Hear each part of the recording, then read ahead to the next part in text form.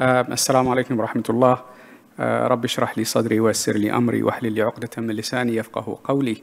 I would like to start by thanking the organizing committee for this kind invitation to participate in this rather interesting, ill-studied topic from an ophthalmology point of view, I must admit. And it's an eye-opener for me, and I'm sure for my fellow ophthalmologists, that this is a topic that we really have to investigate further.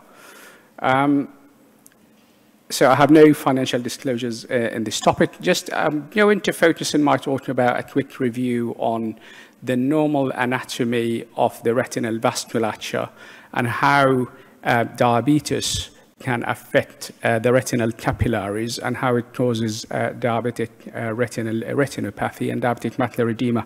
And also then move on to the effect of fasting and what evidence that we have in the literature, in addition to the generous evidence that have been provided with from Dr. Mohammed Hassanain and Dr. Bashar Effendi. So going back to the anatomy, just to focus on the retina, is the film of the camera that lines the inside wall of the eye. The general retina is supplied by the microvasculature, and the center of the retina is what we call the macula, and this is the center of vision. And when we look at a cross-sectional analysis, the retina is composed of 10 layers, including the photoreceptors, which are very important for capturing images, then sending it up to the brain through the optic nerve to see. We do have the technology now to, through an infrared light scanning, we do what we call an optical coherence topography, that we take a cross-sectional image of the macula, which is the center of vision, stratifying the 10 different layers of the retina, as we can see in the scan here. And this is a normal scan.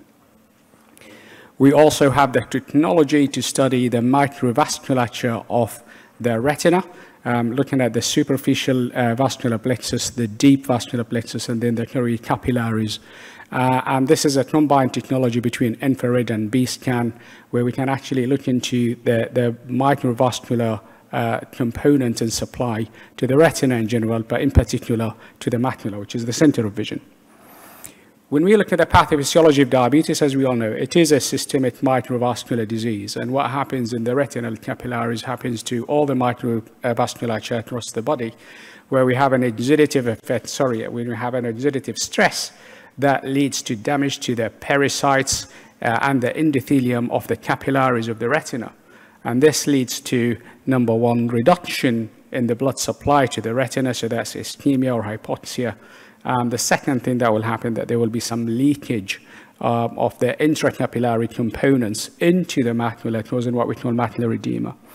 If you look into the microflorimetry here, all these white spots that we see on the retinal blood vessels are actually white blood cells extravasated from the retinal capillaries. So to summarize, we do have hyperglycemia with an oxidative stress and other factors causing vascular dysfunction, increasing vascular permeability, and a breakdown in the blood-retina barrier, leading to ischemia or hypoxia and leading to leakage. Hypoxia and ischemia will eventually lead to the changes to a various degree of diabetic retinopathy, as we know it, mild, moderate, or severe, or proliferative diabetic retinopathy, and leakage will lead to what we call diabetic macular edema. There is a cascade of molecules being involved in this process. Some of them are inflammatory, some of them are vascular driven, from ICAMs to MCP, interleukins, 1 to 6, 1 and 8. These are more of an inflammatory. We usually treat these with steroid implants. And the other factors like placenta growth factor, vascular endothelial growth factor, and angiotensin II, they are treated with anti-VEGF. These are the treatment modalities that we use for managing diabetic macular edema and sometimes diabetic retinopathy. So we know that we have mild, moderate, severe, and proliferative diabetic retinopathy. We also know that we have diabetic macular edema, and this is how this will affect the vision and lead to loss of sight. So just some images and examples of mild, moderate. These are the fundus photographs that are usually taken into the screening clinics. And based on this categorization, the patients get referred to the eye clinic. And we will be talking a bit more about the importance of screening program in a second. So it's a mild, moderate, severe. This is a proliferative diabetic retinopathy. We have a huge circulation of abnormal blood vessels there that it can lead to either bleeding or either fibrosis and detachment of the retina. And these are more advanced cases that we don't really like to see in our clinics. Now, the whole idea is that we want to prevent these. We want to stop them. When we study the blood vasculature, we can also assess the degree of ischemia or hypoxia to the retina. And in the presence of new vascularization, as you can probably see on the bottom right-hand side there, this is just a magnified image of an abnormal blood vessels. And these cases, they usually get treated with laser or PRP, pan-retinal photocoagulation. And this is a normal OCT scan on the bottom right and an abnormal OCT scan on the bottom left, where you can see the diabetic macular edema studied on the scan.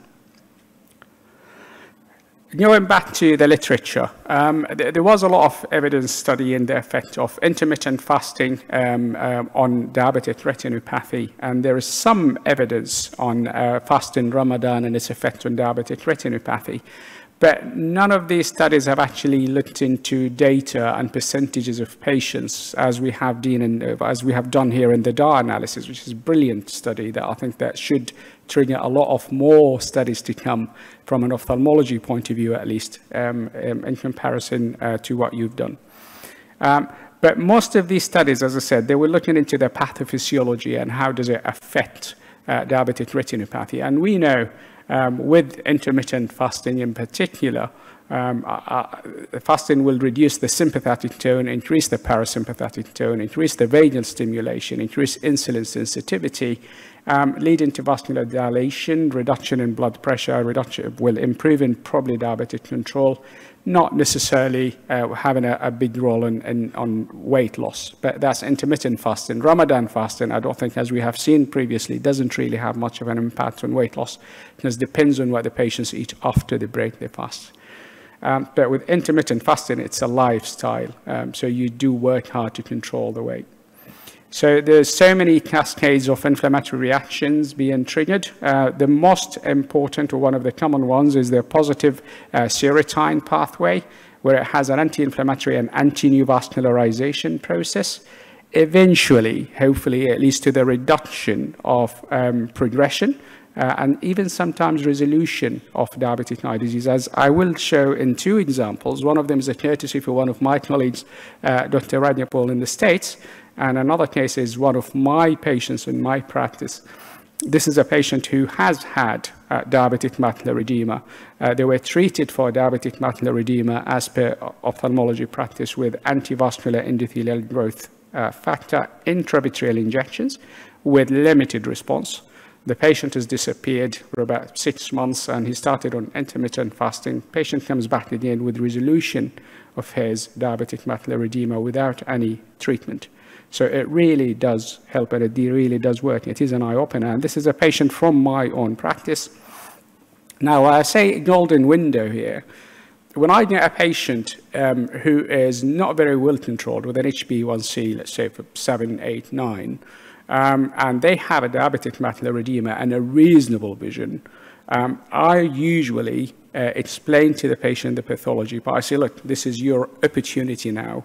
There is a chance that this disease can get better on its own if you're working on your blood sugar control, if you're working on your weight, we avoid the treatment that you need, which is an injection every month for 3 months and up to 6 months. So it's a big commitment on the patients, and it's a huge treatment burden. So I saw the patient in September 2019. We discussed it. I gave him 3 months. He worked really hard. Vision started improving. Macular edema started improving. And then he continued on the intermittent fasting. During the first 3 months I saw him, it was Ramadan period. So he also fasted Ramadan. And that has given a bit of a positive effect as well. And his macular edema fully resolved. Now, when we go into the DAR guidelines that you've kindly provided me with, I've looked into the diabetic retinopathy group. But you do have, guys, your kind of scoring system of the calculation, risk calculation score, which I honestly didn't know about. until Dr. Mohammed has provided me with this. And you also have your categorization of low, moderate, and high-risk cases. So where does diabetic retinopathy fit into this scoring system here? And when I looked at the data, I'm sorry, I didn't extract any data on separate slides. I just wanted to present it as it is and highlighted the points that I wanted to mention, because there are some points that I found them very interesting for me, and they will help me pass on some messages also to my colleagues in endocrinology department and other departments. What can we do together from your side to help me and help the patient not lose vision? So we have seen that the rate of diabetic retinopathy based on this data actually doubles every decade. So every 10 years, the percentage of patients with diabetic retinopathy is doubled. And that's a bit worrying.